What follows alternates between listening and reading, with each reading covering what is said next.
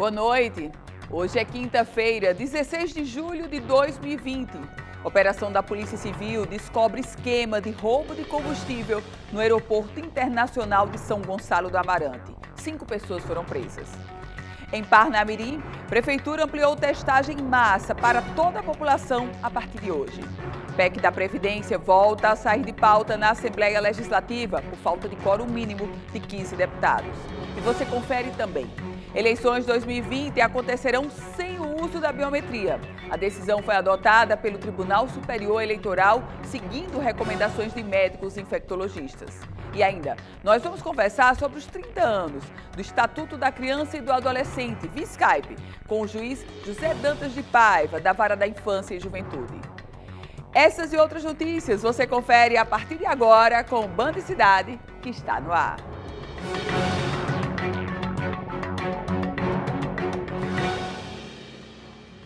A Polícia Civil deflagrou na noite de ontem e finalizou na manhã de hoje uma grande operação que resultou na apreensão de aproximadamente 900 litros de querosene de aviação que foram roubados do Aeroporto Internacional de São Gonçalo do Amarante. 5 suspeitos foram presos em flagrante. O combustível roubado estaria sendo transportado nesses galões encontrados durante o cumprimento de mandado de busca e apreensão em São Gonçalo do Amarante. Segundo a polícia, o querosene de aviação estaria sendo furtado com o auxílio de reabastecedores. Eles estariam subtraindo, em média, 400 litros por semana.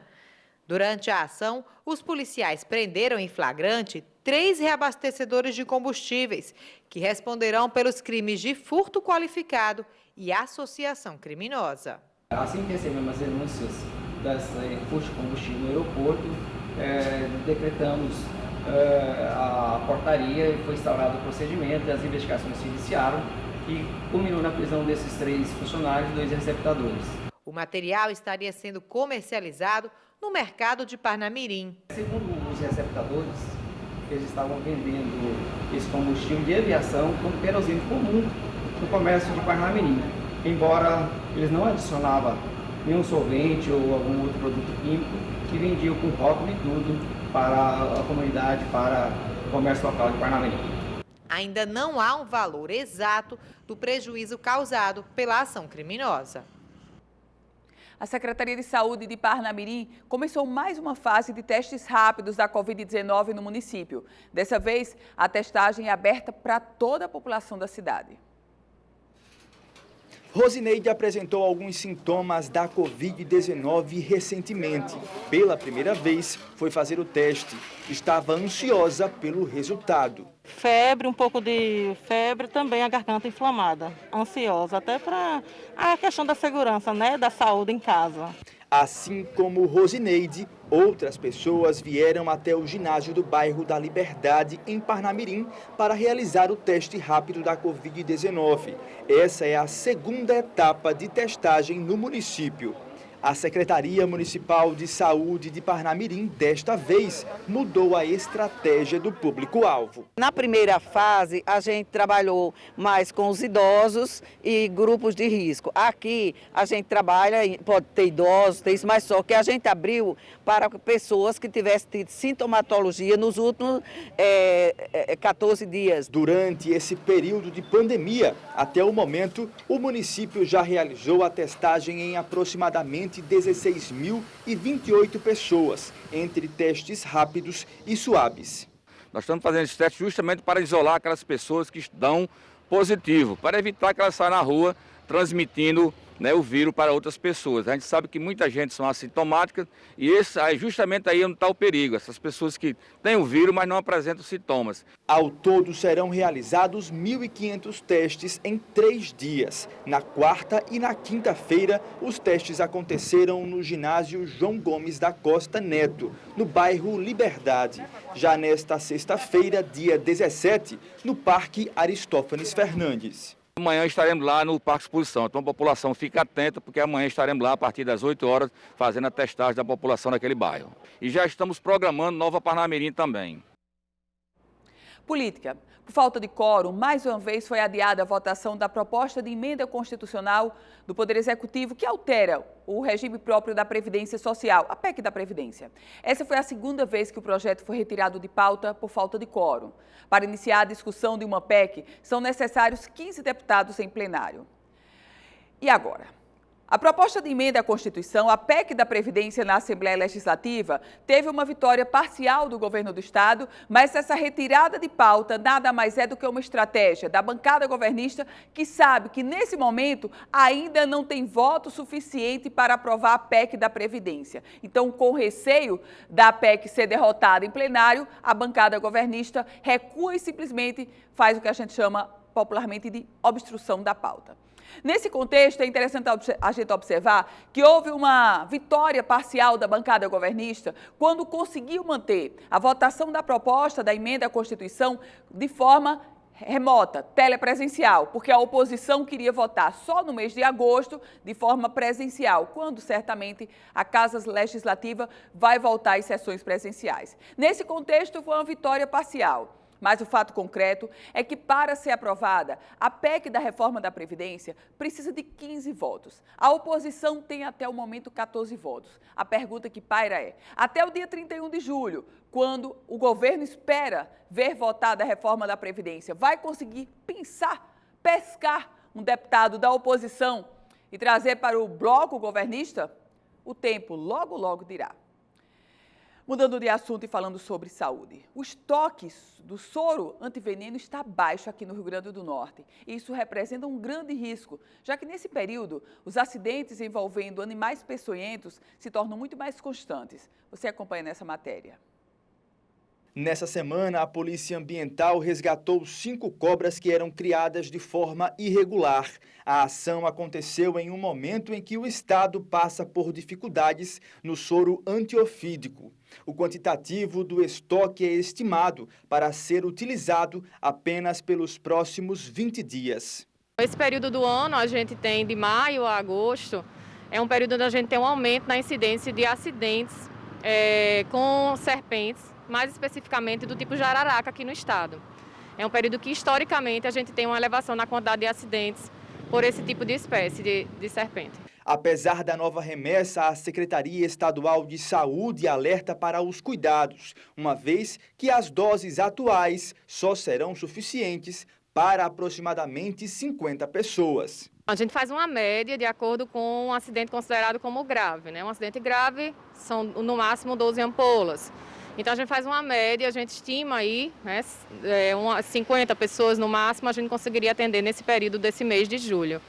Então a gente espera, né, que as pessoas nos ajudem, evitem se expor, tomem as medidas de precaução para evitarem se acidentar. É importante alertar que, em caso de picada, os órgãos de saúde orientam lavar o local do ferimento com água e sabão e procurar um serviço de saúde mais próximo. Se conseguir identificar as características daquele animal, porque isso facilita no atendimento médico, né? O profissional vai direcionar a administração do soro para aquela espécie específica, né? A gente tem um telefone também, o CEATOX, que é o Centro de Informação Toxicológica, ele funciona 24 horas, todos os dias, é o 0800 281 7005. Então, nós temos plantonistas que podem lhe atender e lhe orientar qual a conduta que deve ser feita. E a gente vai agora a Brasília conferir as notícias do dia no Congresso Nacional. Quem traz as informações? Napoleão de Castro, boa noite para você. Amigos do Band Cidade, meu abraço. A gente volta de Brasília nesta quinta-feira com as principais informações. O presidente Jair Bolsonaro, por meio virtual, deu posse hoje a Milton Ribeiro à frente do Ministério da Educação. É o 4º ministro que assume a pasta no governo do presidente Jair Bolsonaro. E a Câmara Federal retoma o debate em cima da reforma tributária. Líderes partidários estiveram hoje com o relator, Aguinaldo Ribeiro, que é o líder da maioria e relator da reforma tributária, e também com o presidente da Comissão da Reforma Tributária na Câmara Federal, deputado Hildo Rocha, MDB do Maranhão. Eu conversei com o deputado Hildo Rocha e ele falou desse novo cronograma de trabalho a partir de agora. Estamos retomando os serviços na Comissão Especial da Reforma Tributária, que analisa a PEC 45, que é a PEC do Baleia Rossi, PEC que pretende modificar o sistema tributário constitucional, alterando várias regras, extinguindo tributos, são 5 tributos extintos, 3 federais, 1 estadual e 1 municipal, e criando apenas um novo tributo, que é sobre operações de bens e serviços. Simplifica o sistema, diminui a regressividade, fazendo com que o nosso sistema seja mais justo. Com isso, quem ganha mais, paga mais, quem ganha menos, paga menos. E hoje o sistema é justamente o contrário, ele sacrifica quem ganha menos. E o nosso objetivo é modificar esse conceito, fazendo o conceito justo. Deputado Hildo Rocha, presidente da Comissão de Reforma Tributária, em entrevista exclusiva ao Band Cidade. Napoleão de Castro, do Congresso Nacional em Brasília, exclusivo para Band Natal. Eu sei que para você, assim como para mim, esse tema tributário é extremamente árido, chato e antipático. Mas não podemos jamais nos separar dele, por um motivo muito simples. Ele vai mudar a minha vida e a sua vida. E a informação que a gente sabe de bastidores é que o ministro da Economia, Paulo Guedes, ele está tentando criar uma nova CPMF, agora revestida de um imposto sobre a questão do comércio eletrônico, do e-commerce. Então, precisamos estar bem atentos, porque nesse contexto de unificar impostos, pode vir alguma pegadinha para a gente. E o presidente do Tribunal Superior Eleitoral vetou o uso da biometria nas urnas neste ano. Você vai saber por quê a partir de agora.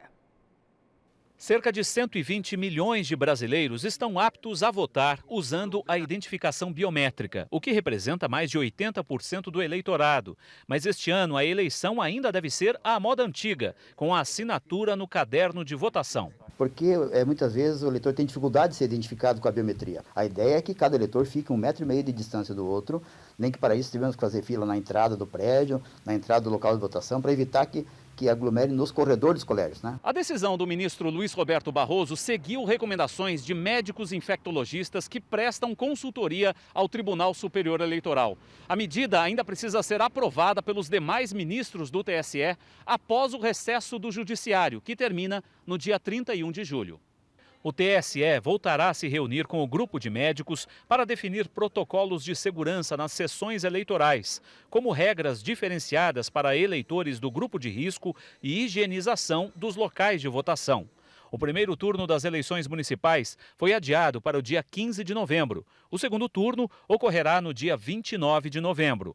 A movimentação dos candidatos e os desafios impostos pela pandemia do coronavírus terão acompanhamento diário pelas emissoras de TV, rádio e pelas plataformas digitais do Grupo Bandeirantes.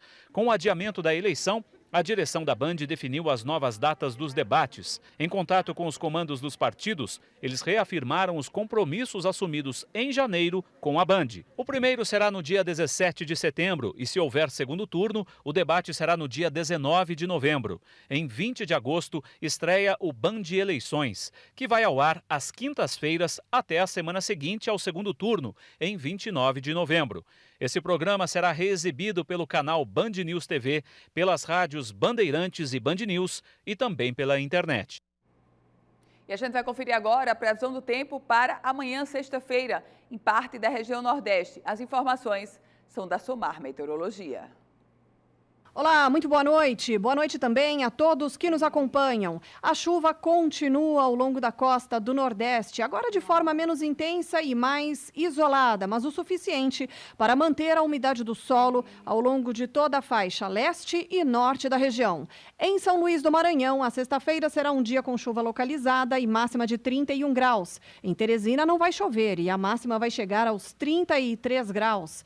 Em Natal vai fazer 27 graus com algumas pancadas de chuva e Recife terá máxima de 28 graus com chuva isolada em alguns momentos da sexta-feira. E no próximo bloco a gente recebe para uma entrevista via Skype o juiz José Dantas de Paiva, da Vara da Infância e Juventude. A gente vai conversar sobre o Estatuto da Criança e do Adolescente. Em um minuto eu volto a me encontrar com você. De volta com o Band Cidade. E eu recebo agora, para uma entrevista via Skype, o juiz José Dantas de Paiva. Ele que é da Vara da Infância e Juventude, e a gente conversa sobre os 30 anos do Estatuto da Criança e do Adolescente, o chamado ECA. Doutor José Dantas, muito boa noite, seja bem-vindo ao Band Cidade. Boa noite, Ana Ruth, boa noite a todos aqueles que estão nos assistindo agora para falar de um tema importante, mais uma vez, que é o aniversário do ECA, Ana. Doutor José Dantas, 3 décadas do Estatuto da Criança e do Adolescente. Mais reivindicações ou mais comemorações nesse momento? Qual o balanço que o senhor faz? Ana, nesses 30 anos de Estatuto, nós temos muito o que comemorar, muito mais de comemorações que de lamentações. Eu digo isso porque o advento do Estatuto, há 30 anos, foi um divisor de água, foi um marco legal importante e determinante na vida da própria sociedade, das famílias, especialmente de crianças e adolescentes. O primeiro passo na importância desse Estatuto foi exatamente considerar a criança como um sujeito de direito, como alguém, tanto a criança quanto o adolescente, como alguém que pode opinar, pode se manifestar, pode conversar, pode estar junto com os pais, com os responsáveis. Então, esse foi o primeiro passo. Até então, crianças e adolescentes, até então eram objetos, né? Não sequer tinham o direito de participar de manifestações escolares ou algo parecido, até mesmo dentro da própria casa, né? Ele era excluído. Era muito comum os pais estarem conversando, e é que eu digo com todo respeito, que a disciplina e a obediência e os limites devem permanecer, mas o adolescente às vezes ia conversar, os pais diziam, olha, isso aqui não é conversa para criança, só para adulto, né? Mas é só uma questão cultural que eu estou fazendo essa retrospectiva. Então, esse foi um passo importante. Depois, é porque o Estatuto, ele criou um sistema de garantia dos direitos da criança e do adolescente que envolve vários órgãos importantes dentro da sociedade e pelo poder público, que envolve, por exemplo, o judiciário com varas especializadas, com juízes especializados, com servidores especializados, unidades judiciárias especializadas, trouxe o Ministério Público como órgão também do sistema de proteção, de promoção e de defesa dos direitos, a Defensoria Pública, conselhos tutelares, conselhos de direitos, uma segurança pública diferenciada, porque tem delegacias especializadas, tanto para atender o adolescente infrator, quanto uma de proteção para atender crianças e adolescentes vítimas de violência. Então, criou esse sistema, junto com uma rede que aos poucos foi se formando, que quando acionada e bem articulada, dá uma resposta adequada, sim, na proteção desses direitos. Não só na proteção, mas especialmente na defesa de direitos violados. Então, o Estatuto trouxe esses novos parâmetros de promoção de direitos, que são direitos muitas vezes naturais, sequer deveriam estar previstos numa Constituição ou no próprio ECA, que é uma lei especial, que são direitos naturais, como o direito à vida, por exemplo, o direito à cultura, esporte, lazer, o direito de brincar. A própria lei trouxe um direito que não deveria estar lá, mas está para poder dizer, olha, a criança tem o direito de brincar. Então, o Estatuto, sim, foi um avanço enorme no Brasil e depois copiado por outros países, especialmente da América Latina, e trouxe avanços, sim, nessa área de proteção e de promoção de direitos fundamentais. Inclusive um que também é natural, que é o direito à convivência familiar e comunitária. O direito de ser criado e educado no seio de uma família. O direito de ter um pai e uma mãe, né? De uma forma expressa e garantida, tanto na Constituição, como também no Estatuto, que é uma lei especial, Ana. Agora, doutor José Dantas, a gente avançou, como o senhor fez essa exposição agora, e onde é que nós podemos avançar mais? Onde estão as zonas cinzentas ainda do Estatuto da Criança e do Adolescente? Olha, o Estatuto tentou, com uma lei especial, cobrir todas essas zonas, abranger, né, criar dimensões diferentes e, aos poucos, está conseguindo. Já era para ter conseguido, né? O Estatuto, já com 30 anos de existência, já era para ser uma lei mais do que reconhecida, porque quem nasceu depois do Estatuto, ou na época do Estatuto, hoje está com 30 anos. Foi uma pessoa que foi protegida por uma lei especial que sequer ele conhecia. Então, o Estatuto procura ser completo. Mas, como toda lei, ou legislação, ou norma, ou regra, ela não é perfeita e acabada, ela precisa de ajustes e precisa também que alguém a impulsione de uma forma proativa, é que um dos problemas que nós enfrentamos, eu não vou dizer problemas, mas um dos desafios que nós enfrentamos é exatamente um ponto muito sério, que é a questão da articulação dessa rede, né? E aí isso não ocorre, nem sempre ocorre, porque nós temos o poder público que tem o dever de ser a mola propulsora desse sistema, junto com a sociedade e a comunidade, nem sempre funciona, até mesmo porque os gestores eles mudam, né? E quando um gestor avança em um lado, o outro chega e às vezes muda. Então isso dificulta o que nós chamamos de articulação da rede. Então o ponto mais que nós enfrentamos como desafio na implementação do Estatuto de forma permanente é exatamente a capacidade de se ter, dos órgãos terem e também das pessoas envolvidas, de articular essa rede de uma forma institucional, social, de uma forma tal que, independentemente de quem esteja à frente do poder público ou de uma entidade não governamental, ela funcione. Então, o desafio maior dos órgãos hoje do sistema é esse, tanto o sistema de garantia quanto da rede, né? Ter essa articulação e que tenha órgãos que, de fato, façam a sua parte. Isso é o primeiro desafio. Os demais são assumir, de fato, o seu papel. Quando se criou o sistema de garantia dos direitos da criança e do adolescente, a lei diz, olha, as atribuições ou as competências do Poder Judiciário são essas. Do Ministério Público são aquelas de fiscalizar, de ser o representante da sociedade na formulação de algumas políticas, ou na defesa, ou na promoção, na cobrança de políticas públicas, o Judiciário da mesma forma, a Defensoria Pública. Então, muitas vezes, os órgãos, eles deixam muito a desejar. Já não há uma articulação. E, às vezes, um desses órgãos falha, e quando esses órgãos falham, aí se compromete o funcionamento dos demais órgãos, né? Então, nós temos que ter a capacidade também, um órgão, de estar sempre ligado ao outro, como uma espécie de controle interno ou externo, para dizer, olha, você precisa melhorar aqui, precisa melhorar acolá. É como, por exemplo, o papel do Ministério Público dentro desse sistema. O Ministério Público sempre está, como representante da sociedade, nos cobrando, nos fiscalizando para dizer, olha, precisa melhorar aqui, vocês precisam implementar na política ali, e aí impõe, naturalmente, as ações que são de atribuições do MP, de obrigação de fazer, de que alguns órgãos façam aquilo que é de sua competência ou que tem atribuições específicas. Então, a capacidade de articular e fazer com que os órgãos, dentro dessa articulação, desenvolvam as suas atividades, não só aquelas previstas, porque aquelas que estão previstas, elas são somente exemplificativas. Nada impede que um órgão seja mais criativo que outro e formule políticas de uma forma proativa e desenvolva ações que vão além das suas atribuições ou competência.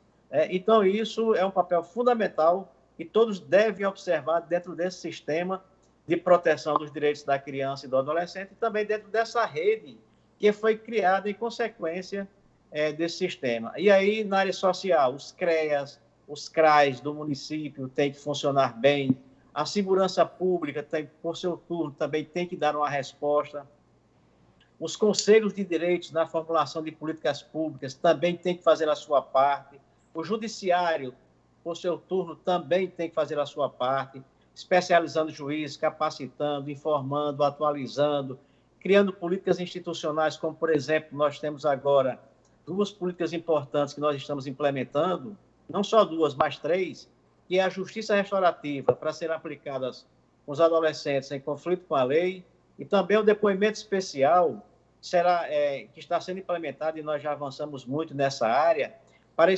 ouvir crianças, adolescentes e, excepcionalmente, jovens que foram vítimas de violência sexual ou que foram testemunhas dessas violências, né? Isso faz parte do judiciário. Então, justiça restaurativa, depoimento especial... Doutor José Dantas. São muitas ações que cada um tem que desenvolver, Ana. Doutor José Dantas, muito obrigada pela entrevista, pelas informações. Uma excelente noite para o senhor. Eu que agradeço mais uma vez o convite, Ana. Do Band Cidade vai agora para um breve intervalo. A gente volta a se encontrar em 1 minuto. De volta com o Band Cidade. Eu tenho uma notícia para vocês que nos enche de alegria e esperança. O Sistema Apivida ajudou 10 mil vidas a vencerem a Covid-19. É uma vitória para comemorar com toda alegria, porque para o Apivida, esse resultado significa muito mais do que um grande número. Representa oportunidade de celebrar a vida e de estar ao lado de quem você mais ama. São muitas e muitas famílias que podem continuar a escrever as suas histórias. É o pai que pode abraçar o filho, a neta que pode brincar com o avô, casais que se reencontraram, enfim, uma felicidade só. E cada sorriso que eles dão é um motivo de alegria também para quem faz o Apivida. A todos os colaboradores que cumprem a missão de salvar vidas, fica aqui o agradecimento. Essa luta pode ser vencida com o trabalho e a dedicação de vocês. E eu tenho certeza que acontecerão muitas outras vitórias. São 10 mil vidas recuperadas e cada uma delas representa muito para o Sistema Apivida, que trabalha todos os dias para que você tenha acesso à medicina de qualidade. E agora eu trago uma outra informação para vocês. Passar a quarentena com crianças em casa tem sido um desafio extra para os pais e familiares. Por isso, é muito importante não apenas garantir o entretenimento dos pequenos, como também a segurança deles. Pensando exatamente nisso, a COSERN organizou uma série de dicas voltadas à prevenção de acidentes elétricos, especialmente para quem lida com o universo infantil. Você vai passar a conhecer a partir de agora. Sempre utilizar os protetores de tomada, evita que a criança coloque a mão na tomada ou insira algum objeto metálico nesta, tá? Muito cuidado no manuseio de eletroeletrônicos, sempre fazê-lo, tirar e colocar na tomada pelo plug do equipamento, né? Nunca puxar pelo fio, pode danificar o fio, pode causar um curto-circuito. Atenção especial aos aparelhos com fio desencapado, ou descartá-lo ou enviá-lo para manutenção. Atenção muito especial também ao manuseio de eletroeletrônicos com corpo molhado, especialmente para as casas que possuem piscina, tá? Então nunca fazê-lo e quando fazê-lo utilizando calçado de borracha. Uma atenção muito especial, pessoal, ao manuseio de tablets e smartphones. Então nunca fazê-lo enquanto este estiver sendo carregado. Durante o carregamento dele, caso venha manuseá-lo, ele pode sobreaquecer, vir a causar uma explosão, gerando um acidente, tá? E uma recomendação também muito boa é com relação à prática da pipa, de soltar pipa. Então, sempre fazê-lo em locais abertos que não tenham fiação elétrica, preferencialmente em parques, campos de futebol, praias. Isto evita que a pipa venha enroscar na rede, vindo a causar a descarga elétrica, né? E, além disso, pode afetar o sistema elétrico de distribuição, vindo a afetar muitos clientes. E o Band Cidade vai ficando por aqui. Lembre-se que todas as informações da política você confere lá no politicaemfoco.com, um site especializado na política do Rio Grande do Norte e do Brasil. Você acompanha agora o Jornal da Band e a gente volta a se encontrar amanhã, 18h50, sempre na tela da Band. A você, obrigada pela companhia. Tenha uma ótima noite.